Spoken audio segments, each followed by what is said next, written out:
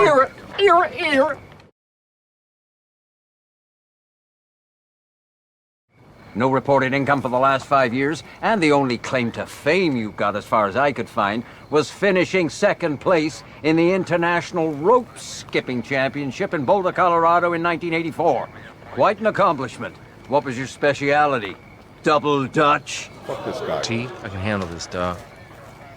You darn nuts looking bitch!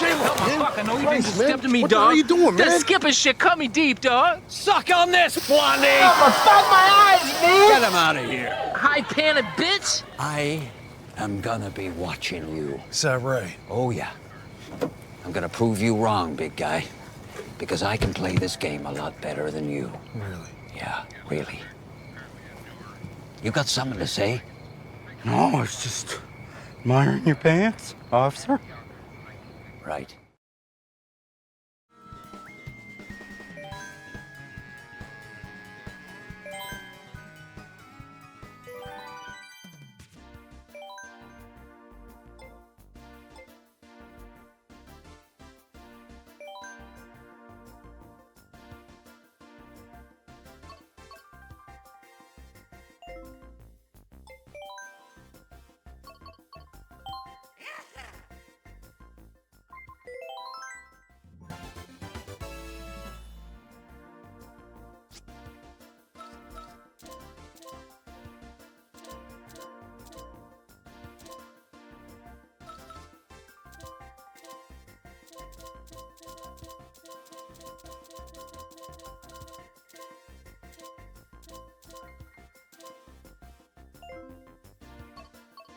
Let's go!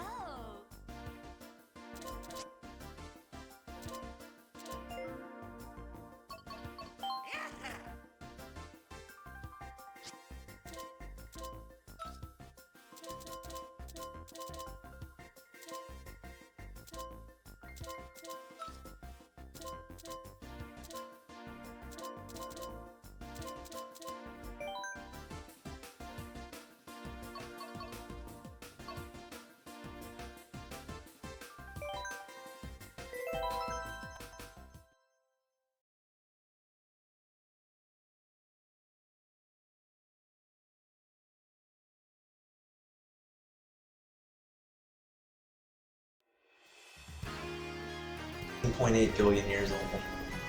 But life probably was only able to arise recently because first there was the first stars, which were entirely made of hydrogen. Okay, no planets, no water, no shit like that. Then another generation of stars, okay, those are infused with some heavier elements, but still it's mostly just pure hydrogen. So you got to get to your third generation of stars. So we might just be living in the first time when life can arise, but still, the first time that life can arise and become technological, still, somebody'd only have to beat us to it by a couple 100 million years, and that's roughly the same time as now, on a universe timescale. So where are all the aliens? I really think about that. And I think about that every time I see things that make it look like the human race isn't going to make it. Not all these things about Dyson swarms and planet-spanning cities and colonizing the galaxy. Whenever Isaac Arthur goes through these, I don't really see it happening. Like, that's not any kind of argument against it happening. It's just, when I try to imagine human beings doing things on these scales, it just strikes me as not something we're gonna do. I mean, I like the idea of it, but I don't know, there's something about human beings. We like technology, but we create more technology so that we can increase our numbers, and every person can have a little more personal resources, comfort. But I also feel like it somehow cheapens the meaning of life when there's trillions or quadrillions of people. Like, what are these people really going to live for at that point? I mean, I really think that it's our finitude that gives us such meaning. And then There's other things he talks about, like matryoshka brains, like creating shells of computer processor around a star, harvesting the energy, you know, one step at a time with each shell, and how we might simulate human consciousness on those, and even the energy requirements for doing it, yada yada. And then I think that, well, okay, but I mean, what's the point of that, too? I mean, yeah, sure, you have all of these conscious entities experiencing something just like life. Fuck, man, we could be in a matryoshka brain. Like, all of our consciousness might just be on a computation substrate, you know, simulation hypothesis. It might not even be ancestor simulations out of curiosity. Maybe at a certain point, the human race is just like, well, fuck, we know pretty much everything. We're all just a bunch of computers. Like, let's make life worthwhile, like, you know, live in an illusion. It'll be fun, you know? I don't know.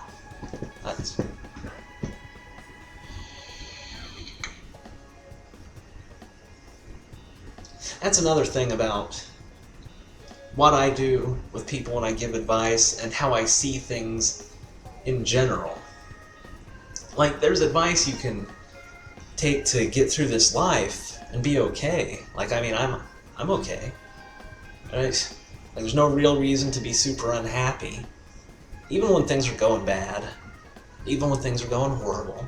You know? Just get through it. And there's kind of some meaning in that. It feels good. Everything's great. Living life. That isn't all that difficult. But as for going forward to these high levels of technology, it's very difficult to imagine. And it's not that I have a bad imagination. I mean, I can imagine how it's done. Isaac Arthur says how it's done, crunches the numbers. He has a speech impediment.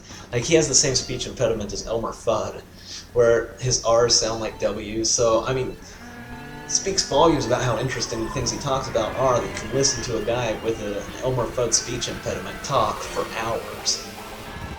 I just have a hard time seeing it happen. Doesn't mean it won't happen. I feel like the nature of human beings is definitely going to have to change if we're going to adapt to that sort of galaxy-spanning civilization or galaxy cluster colonizing civilization. If we don't find a way around the light speed barrier, the local cluster is the most we're ever going to be able to colonize. And like, it's going to take a different kind of mindset. I mean, realistically, as much as we love to applaud our reasoning ability and our understanding of the universe, on a day-to-day basis, we really do just kind of behave like monkeys. Like, we have monkey desires, and like, as much as I kind of make fun of that, it's also the self-same thing that really makes life worth living for us, you know?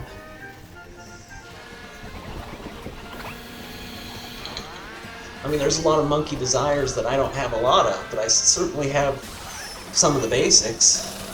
You know, I get hungry. I don't necessarily have a need to climb up a dominance hierarchy. That's something that Jordan Peterson talks about a lot. I mean, I don't have that desire.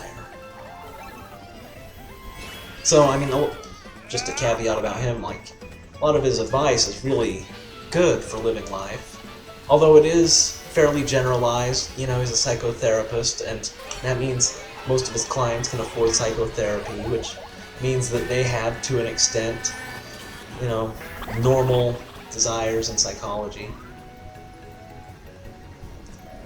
Like the whole getting an intimate partner, having kids, raising them. I mean, a lot of people find great meaning in that. Realistically, though, that's not a great option for everybody.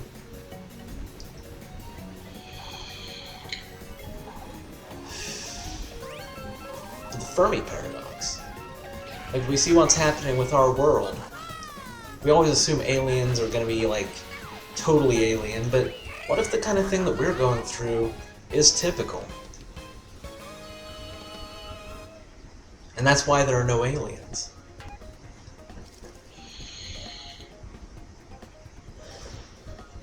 Or we just haven't found them.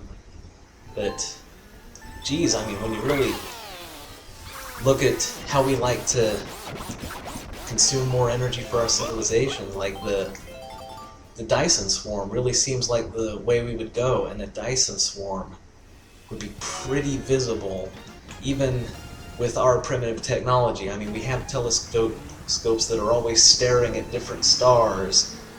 We're not seeing any Dyson swarms, we're not seeing the waste heat that they produce. And a civilization that just had like 1 million years on us would have already created Dyson swarms around a fairish fraction of stars. We wouldn't be able to see the stars, but we'd be able to see the waste heat. We don't see anything like that. I mean, it's not necessarily a reason to give up hope. I mean, fuck, man. Maybe giving up hope is why the aliens didn't make it. It seems the great filter thing, I don't know. There's plenty of YouTubes explaining the Fermi paradox. I mean, it might just be the last great filter of all. We just kind of... everything's going fine, it's going too fine. Fuck it up, we're done.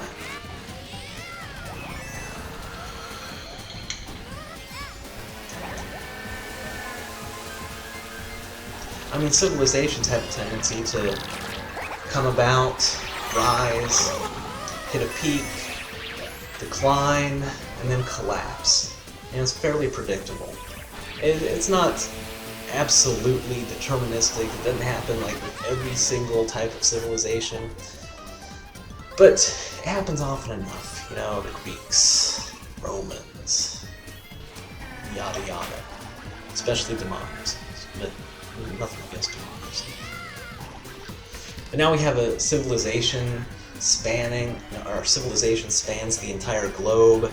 And so now, if there's a collapse, there's not necessarily going to be a repository of civilization to rebuild. We've used up a lot of the Earth's deep energy reserves. I mean, there's still plenty of coal and oil and gas, but we've used up all the easy-to-get-to shit, and it's getting more and more expensive to get the rest of it.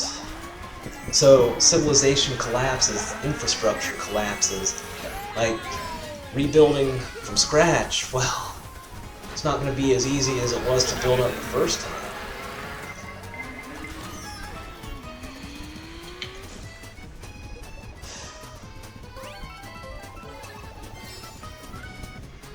One of the great things about the whole going to Europe, being homeless, all that stuff, you know, I didn't necessarily worry about stuff like that, and I guess I still don't worry about it now.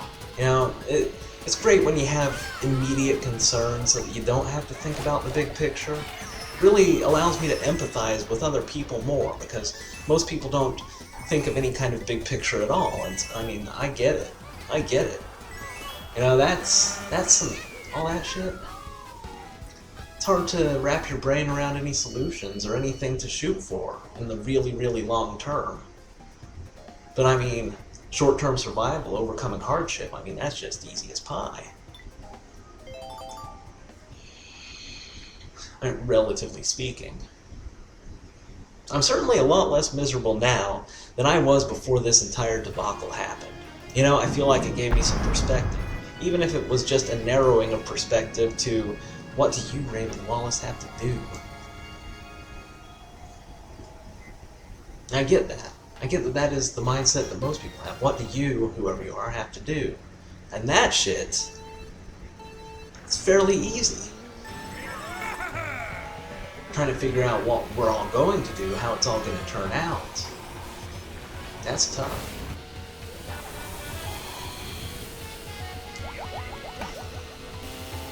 I mean, even this thing with the social justice, I mean, it's nice that there is another guy who can understand what's happening, but he doesn't know any better than I do as to what we should do, and even if he did, I mean, it's still going to take everybody working together, and...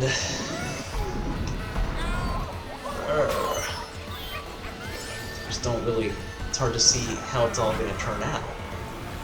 I feel that it's important to remember the inspirational motto, don't be a pussy, and, you know, not just give up. But even if you don't give up, that still doesn't necessarily give you a solution. Tell you what we should do as a species. Everybody just kind of wants to live their life. I mean, everybody doesn't kind of want that, but that's not happening anymore. Now everybody, we get to a point where it's complex. Simulation hypothesis, that's interesting. Think about that a lot. It's a really compelling argument that we're all living in a simulation. Unless you accept that we're never going to get to a time when we're doing really complex ancestor simulations, which definitely seems possible. So, Fermi paradox could be explained by civilizations just wipe themselves out, but it could also be explained by we don't wipe ourselves out, we make really awesome computers and we're in an ancestor simulation, and let's not bother with the aliens because that's not what we're going for here.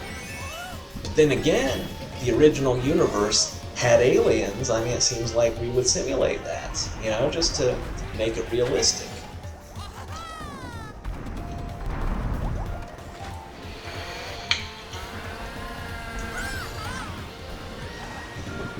Alright, I think I'll probably go to bed pretty soon now. My droning has made me sleepy. But I was thinking about the two age-old questions about the universe, and one of them I actually figured out when I was 12 years old. And it's not, I was going to say it's not that hard to figure out, but actually, you know, I stayed awake at night. Like it hurt my brain, and I finally figured it out. Well, the age-old question, why is there something rather than nothing? And what's helpful to understand this is try to imagine nothing, like absolute nothing, not nothing relative to something, but just absolutely nothingness whatsoever, no space, no time, no nothing. Well, it's unstable. It's unstable because what is maintaining the nothingness, right? Like, why wouldn't a universe burst into existence? Now, you might say something like, well, I mean, the law of conservation of matter. And I'd be like, well, oh yeah, that is certainly a thing. It's a thing.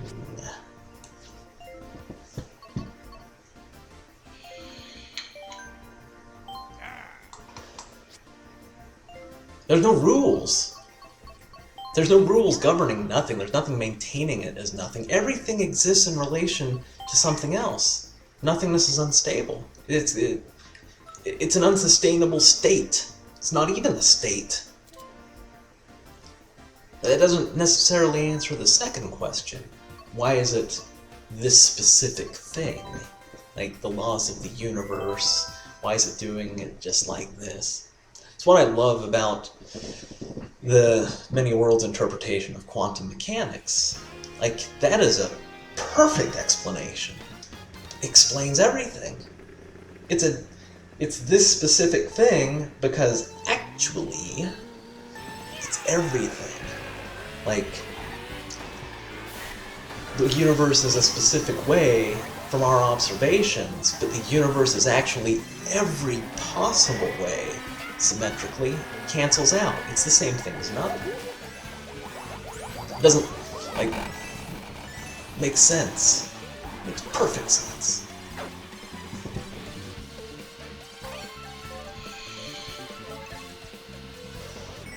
I'm not saying I necessarily think the many worlds interpretation is the correct interpretation, but I am saying that it's nice. It's a nice explanation. I might as well explain what I mean about the universe being deterministic. Somebody said that, you know, maybe I should just live life and not make claims about the nature of the universe. No. When I say the universe is deterministic, you know, this is a failure on my part. I'm not saying that's the nature of the universe. I'm saying that that's the only way we can possibly see it. Like, there's no sensible way to discuss the universe other than it being deterministic. Okay? Let me try to put this into words.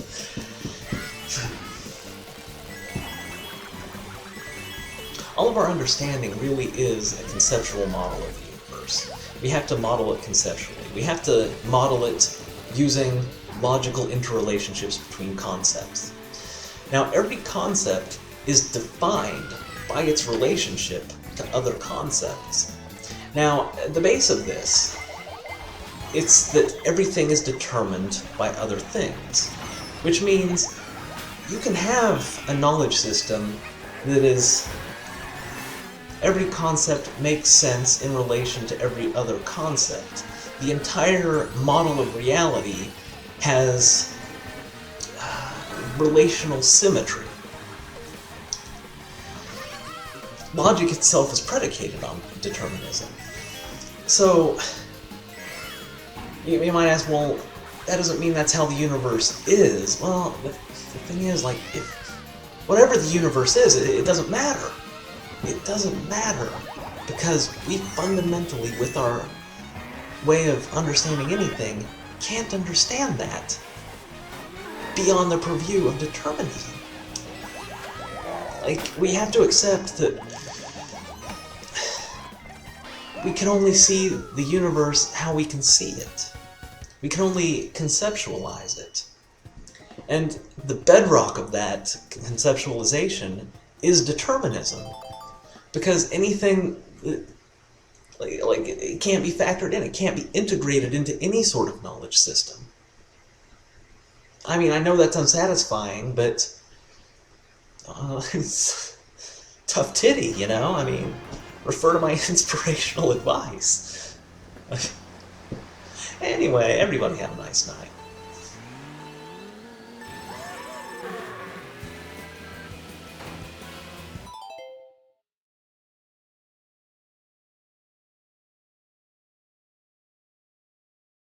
Good morning, YouTube. Freedom. I'm descended from William Wallace, so I should yell it like, freedom! We all love freedom. We love freedom so much. I mean, if you pay attention, most people actually don't like freedom very much at all, either for themselves or others. They like just about this much freedom. Now, a person could say, oh my god, the human animal is such a pathetic fucking thing, just a natural-born slave. Oh, it's, I literally cannot even. But if you want to look at it a little more helpfully, trying to understand the matter, try to think of what total freedom is. The understanding that there is no absolute truth in the universe, and there is nothing on God's green earth that you gotta do. That much freedom. Well, that's like being in the middle of outer space. You know, just look around, try to pick a direction. They're all the same. Infinite number of directions, one is not better than the other. And you really have no firm place to stand. You have no navigation or propulsion. And that's a little bit of a problem, because the very nature of life is doing things. Part of our ascendancy as a species is our ability to recognize cause and effect relationships and manipulate them toward our own goals. However, there is a little bit of a psychological corollary to cause and effect. Things happen for reasons, and we like to do things for reasons. Now, if you're in that middle of outer space situation, well, how do you choose? Any choice you make is going to seem arbitrary, i.e., for no reason. What we humans really like is to have a place to stand, a general type of direction to go, and then we have our freedom. And we're free to choose, specifically, how we get there, and our specific destination in that general direction.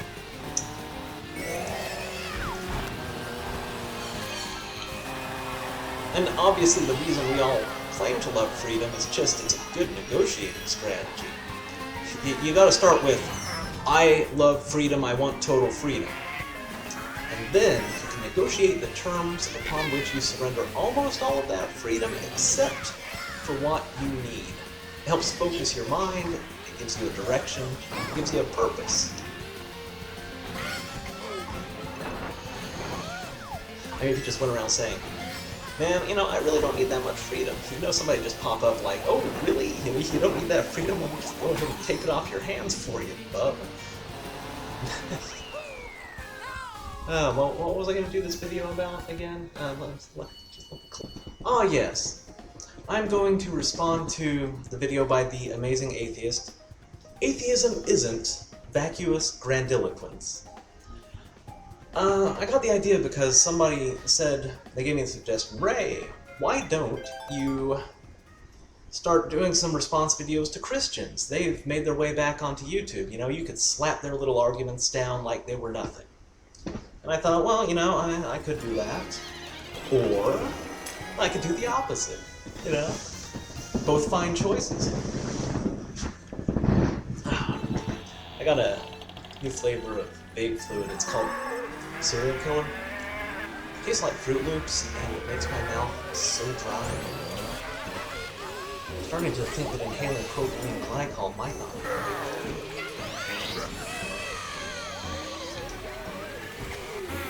In his video, TJ says that he wants to get rid of Christianity, get rid of religion. And you know, for a long time I would have agreed that that is a laudable goal, and we should go after it. But now I'm not so sure.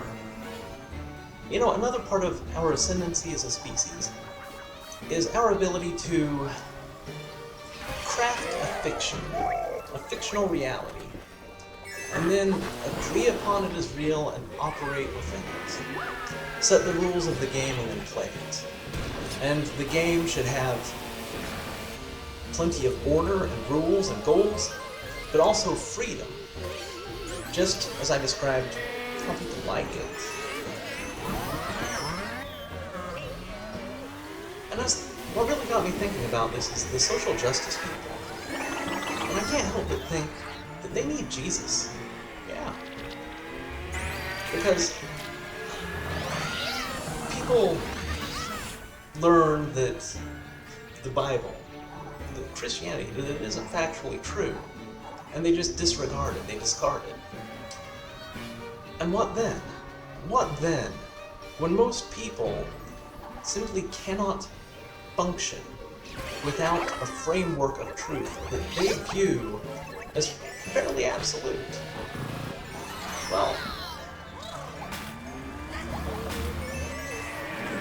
they can be patsies for something else, some other framework. Now, Christianity and social justice, in a lot of ways they're opposites. I mean, something that I've thought in the past, because, you know, I don't think of everything to every little detail. You know, I am capable of making quick judgments and not thinking about them. I think, well, you know, SJWism, feminism, veganism, Christianity, Islam, they're all the same. Except Christianity is a human perception and motivation technology that has been crafted over thousands of years. And it works. It works as a way of getting people to function in what we call Western civilization. And of course, Western civilization itself is Christianity. A way that they can master their human impulses. And let me just think of the ways that the spiritual truths conveyed in Christianity. Not the stuff that is in the Bible that Christians love to say, oh, this is nonsense, it's bullshit. Yeah, that's easy enough. Don't break your arm jerking yourself off. That's easy to determine. Well, what's hard is try to find the exact value, why it works, why people hang on to it, and also, what happens if you remove it? Now let's just go through some of these spiritual truths in Christianity. One, and this is one that I've had a problem with for a long time, but I have come to see the necessity of it. Humans have a sinful nature. We are just dyed-in-the-wool pieces of shit. Now that sounds bad when you're told that, but let's get real. Every human being has the capacity to be a monster. has the ability to do incredible harm. Every one of us has that. You need to understand that. You need to understand that so you can take responsibility. Like, I am by my very nature sinful, and I have to overcome that. You can't just walk around assuming that you know the absolute truth, and that you are good, and that the real problem is all those other people. And that's a great thing about God. You say, it is for God to judge, not you. It's a great way to put it. And really, what the fuck do you know? What the fuck do I know? It's a good starting position. You can't assume that you're good. You know, nobody just wakes up in the morning like, you know, I'm gonna be evil today. Although people do eventually get there. They do. You know, because this life is hard. And a lot of people, they get broken by it. They just get worn down. They get to a place where they are so betrayed that it makes them malevolent. And Christianity can help prevent that. Speaking of people becoming so betrayed that they're malevolent, again, the SJWs.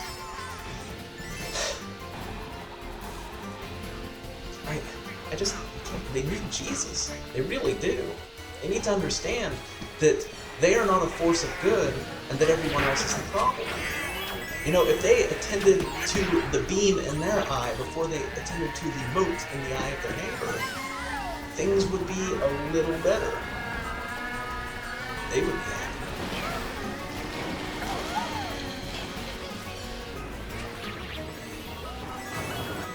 Personal responsibility right there. Like, the world's shit. The world's shit. You have to focus on you. There are so many things in this world that are outside of your control. And even if you could control them, your ability to do so is outside of your knowledge.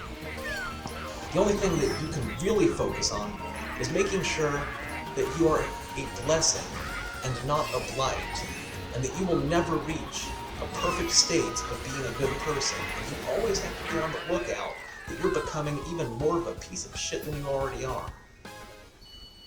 Good lessons.